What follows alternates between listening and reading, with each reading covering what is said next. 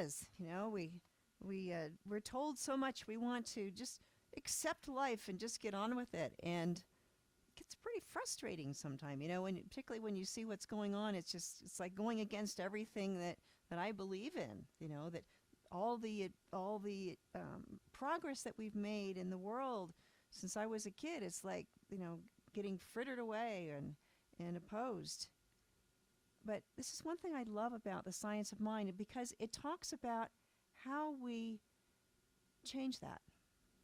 When what is going on in the world can be inspired to be something greater, because in the end, we have always been and we will always be naturally divine.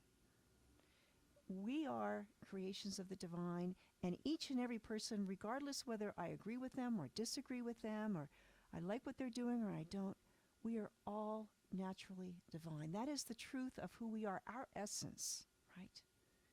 And so today we're going to talk about how do we come back to experience that, right?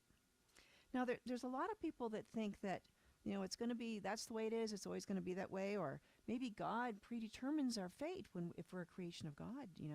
We've got the whole script written out for our whole life, and we just play out. God's just sitting back there, just observing. But, what is the nature of humankind? Why are we here? Humans are fascinating creatures. We're intelligent, social, creative, capable, caring. But humans are also at times unconscious and destructive, biased, selfish, right? Maybe just trying to get through, right? Mahatma Gandhi said, "You must not lose faith in humanity. Humanity is an ocean. If a few drops of the ocean are dirty, the ocean does not become dirty," right? So, do genetics determine our destiny, or do we have a choice in how our lives turn out? Does it just unfold by chance? Is it evolution, where it's the survival of the fittest, and over time that just gradually evolves into the species change and so forth? Is it by trial and error this way, or what we learn in our lives? In genetics, they also talk about the issue of nature or nurture, or opposition. What is it that takes the possibilities and determines the outcome? Two twins can grow up with very different lives. What are the choices? How did that happen, right? So when we come back to one of the fundamental principles of science of mind, is that humans, like all of creation, have been created in the image and likeness of God by the infinite, invisible force that is God. And we have been created from itself, right? God is all there is, and so there's nothing else to be created from other than God. All right, that's pretty cool. We're naturally divine just because we're created as a part of God. Right? So we're made from divine stuff, right? And this is what it means in Genesis when we're made in the image and likeness of God. God is not made in our image. We're made in God's image. Ernest Holmes in the Science of Mind textbook said, "There is that within every individual which partakes of the meaning of the nature of the universal wholeness, and insofar as it operates, is God. That is the meaning of the word Emmanuel, the meaning of the word Christ. There is that within us which partakes of the nature of the divine being, and since it partakes of the nature of the divine being, we are divine." Ernest is explaining that we are made in the image and likeness of God because that is how we partake of the nature of the divine. A drop of water, ocean water, it's like the ocean. It has the same salt content. Actually, it's very similar to the salt content of our blood. And it has the same chemistry as the ocean. And if you separate that drop of water or a glass of water from the ocean, it's still part of the ocean. It's just looks like it's separate, right? It still has all the ocean's characteristics. So think about this. God is love. We are love. God is peace. We are peace. God is beauty. We are beauty. God is joy. We are joy, irrepressible joy. God is divine. We are divine. God is one life. We are part of that one life that is God. We are not all of God, but we are part of God. And every part of us is part of God. We are part of that divine, infinite presence. Now, all of these inherent qualities of God, these are part of our being. Whether or not we acknowledge them, that is who we are. It's up to us to understand it and to accept it, and therefore experience it. Our experiences depend on what we believe to be true. If we believe that we are alone and separate from God, that's what we'll experience. We will experience limitation, suffering, hardship, stuff as it can get. We can, if we believe it, we can have that awfulness, right?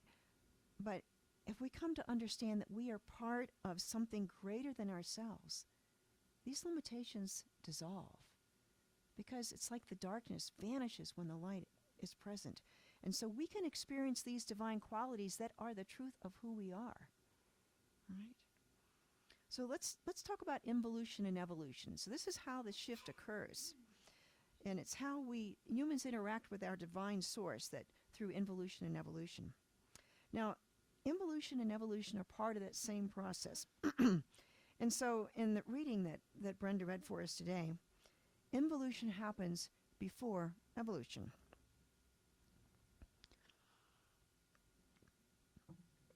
Creation starts when God moves upon God, because God's all there is. So that this means that everything is made by God from itself. And so first there's an idea.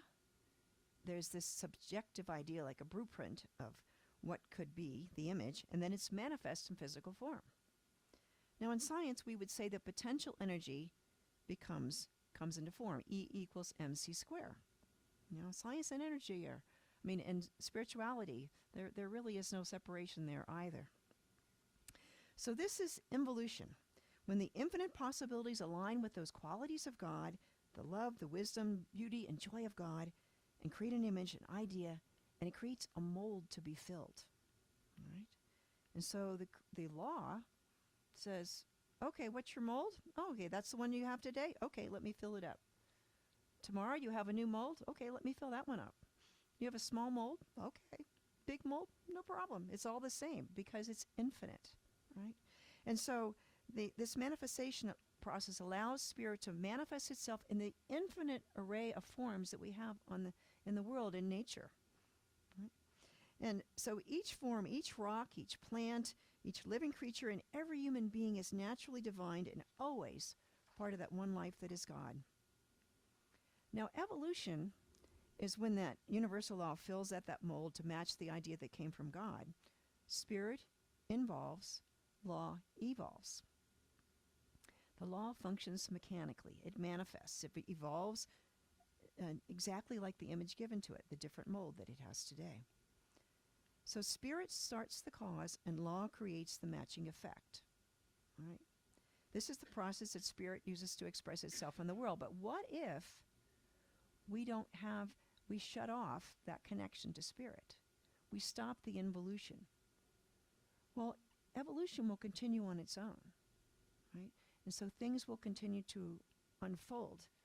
But it will be by trial and error. It will be, we can go into the brambles or we can go down the middle of the road. It's our choice, right? If we want to get some guidance, we just connect with spirit. And that's why spiritual process is so important.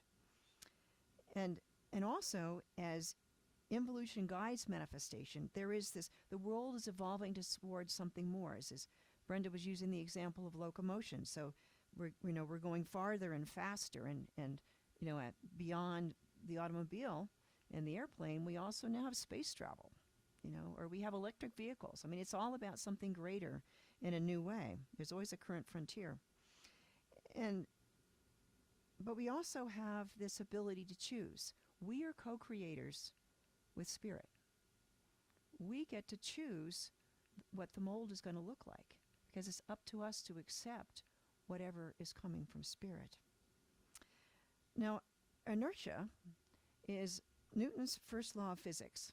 It says that an object of rest will stay at rest, or an object in motion will tend to stay in motion in that same direction unless it's acted upon by an outside force. And so evolution with inertia, it just keeps manifesting in that same direction. Keeps moving on. And if you see yourself as a victim, you can continue as a victim. If you see yourself as a victor, you'll continue to be a victor. But whatever you see yourself enjoying life and all of its beauty and wonder, that's what you'll continue with. But, this is kind of how our genetics determine to a certain level what's going on, our natural abilities. But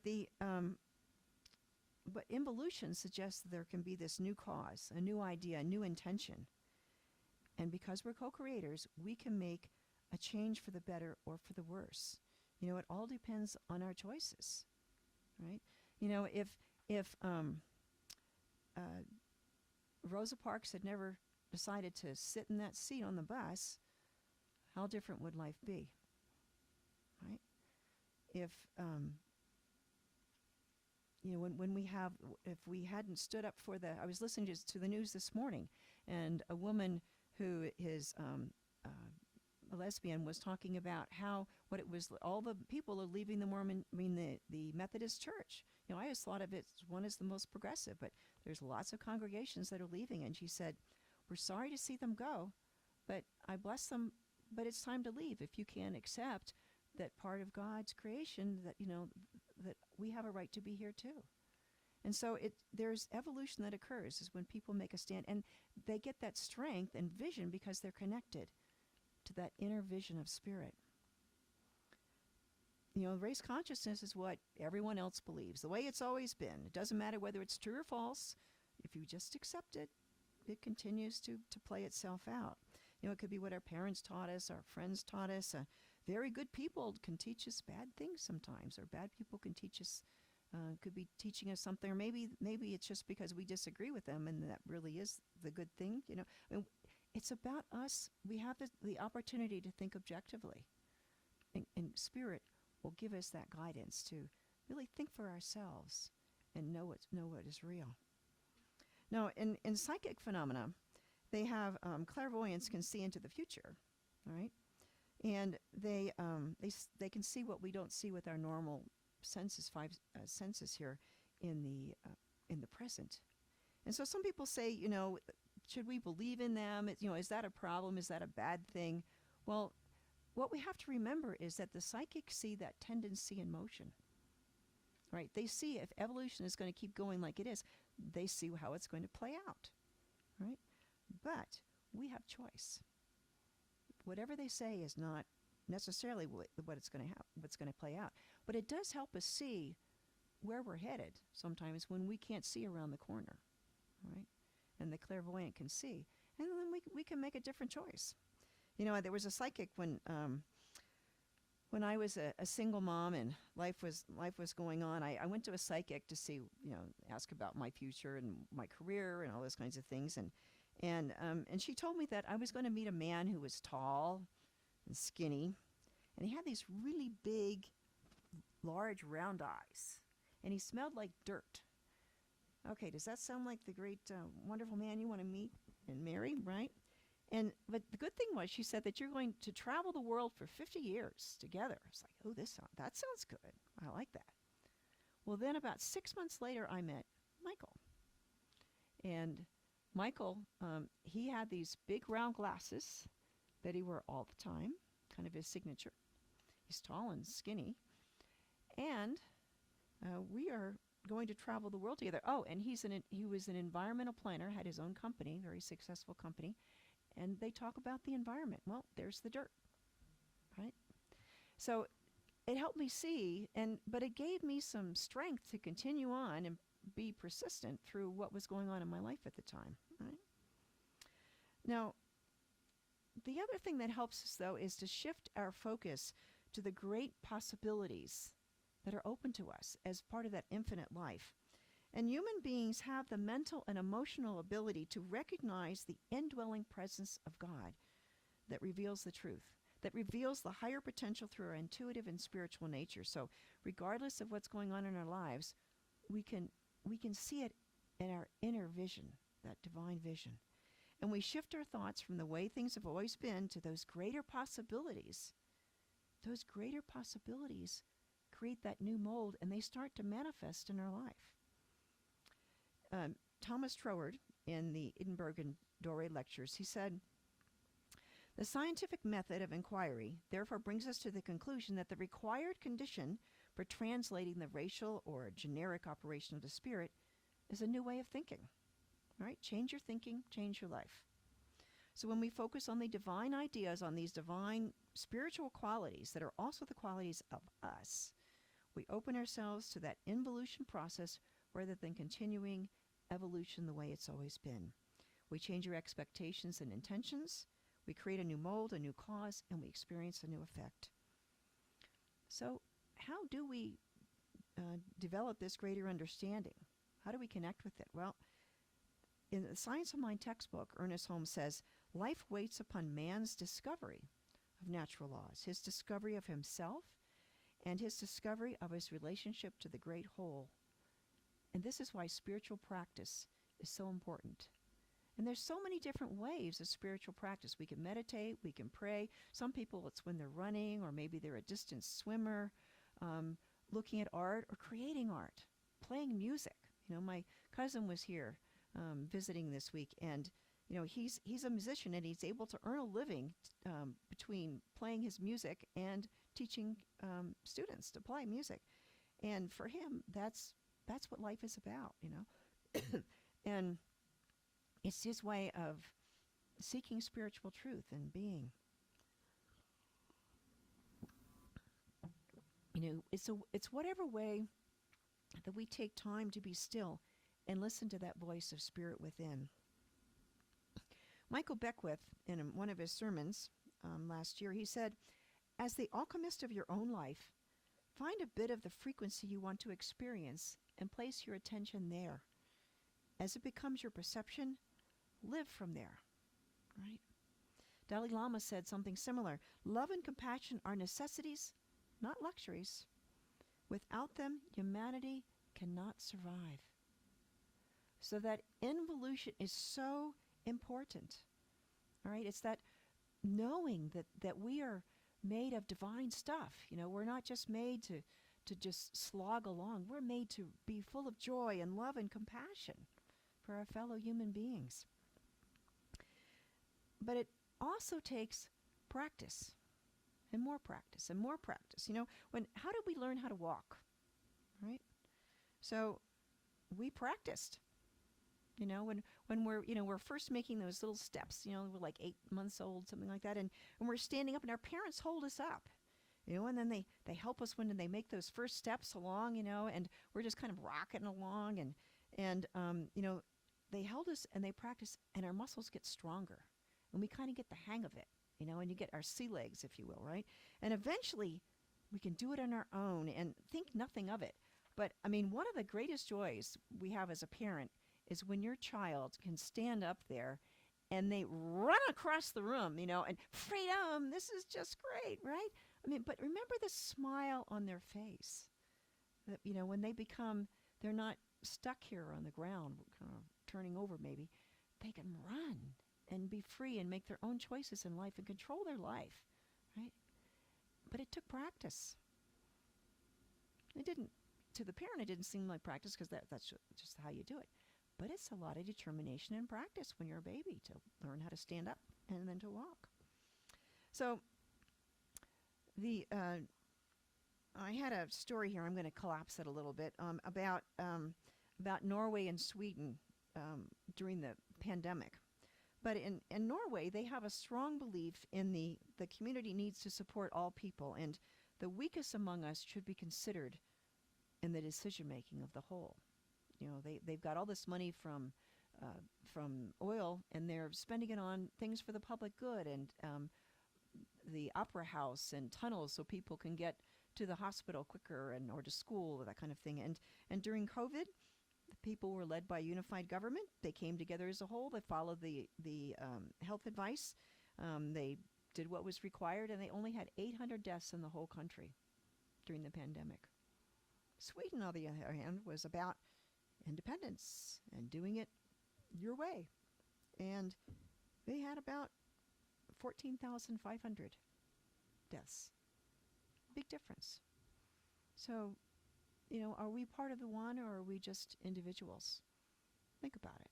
Which one connects us with spirit?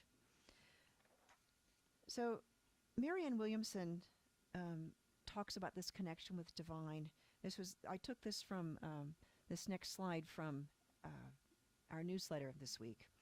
And Colleen Akiko, she puts wonderful things in there. And this was near the end. And Marianne Williamson said, "We were born to make manifest the glory of God within us." How wonderful is that, right? The glory of God within us. So one source of elevating our thoughts to the level of the divine possibilities is to read inspiring writings. And Ernest Holmes wrote the Declaration of Principles, which we also call it the Declaration of What We Believe. And it said that it's a very succinct summary of the science of mind. And it said that he sat down and wrote it in less than an hour, just jotted it down, very little editing. And it was first published in October 1927 in the first issue of Science of Mind magazine, and it's been published there every month for 95 years. 95 years. And it still stands the test of time. So what I'd like to do is, Michael, if you would share, I'm going to read through these, what we believe. And if you're online, if you'd like to get a copy of it, just email the center or call us, and we'll send you out a copy of your for your own. And you can read along if you like to, but I'm going to invite you just to close your eyes and just listen and see if it resonates with you. All right? Science of Mind, we believe that, you have to, it's not dogma. It's just if it resonates with you, great. If it doesn't, look at something else. But see if it resonates. It inspired Ernest. All right. What we believe. We believe in God, the living Spirit Almighty, one indestructible, absolute, and self-existent cause. This one manifests itself in and through all creation, but is not absorbed by its creation. The manifest universe is the body of God. It is the logical and necessary outcome of the infinite self-knowingness of God. We believe in the individualization of the Spirit in us, and that all people are individualizations of the one Spirit. We believe in the eternality, the immortality, and the continuity of the individual soul, forever and ever expanding. We believe that heaven is within us, and that we experience it to the degree that we become conscious of it. We believe the ultimate goal of life to be a complete freedom from all discord of every nature, and that this goal is sure to be attained by all. We believe in the unity of all life, and that the highest God and the innermost God is one God. We believe that God is personal to all who feel this indwelling presence.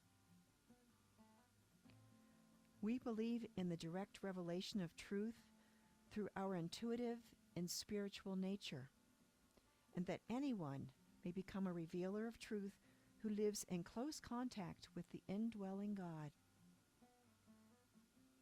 We believe that the universal spirit, which is God, operates through a universal mind, which is the law of God, and that we are surrounded by this creative mind, which receives the direct impress of our thought and acts upon it. We believe in the healing of the sick and control of conditions through the power of the mind. We believe in the eternal goodness, the eternal loving kindness, and the eternal givingness of life to all.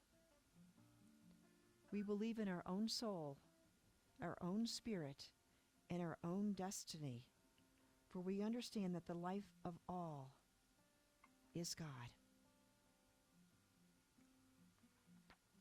And let's take this into prayer.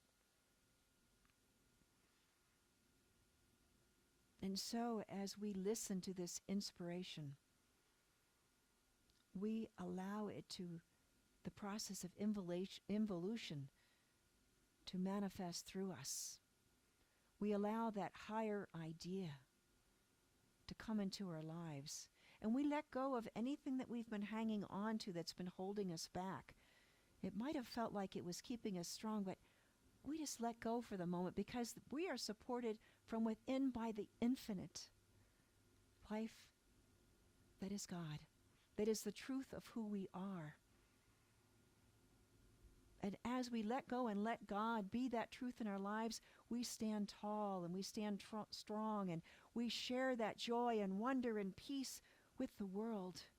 We allow ourselves to be that pathway for spirit to express itself in the world. And it is good. This is the spiritual truth of who we are, and we see it in each and every person that we meet. We see it when the sun rises in the morning and sets in the evening. We see it as we look out upon the lake and in the clouds as they bring nourishing rain or the gentle wind.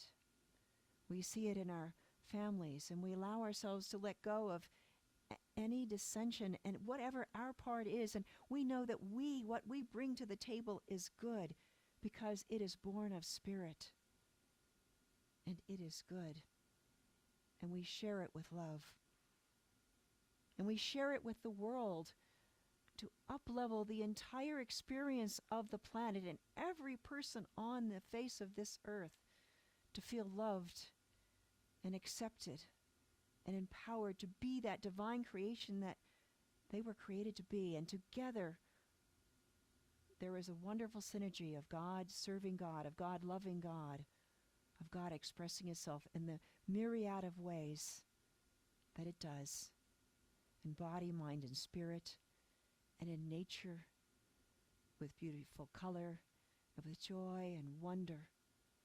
Life is good. It is all God, and it is all good. And it is with great gratitude that I release these words, knowing that it is already done, this and even greater. And together we say, and so it is.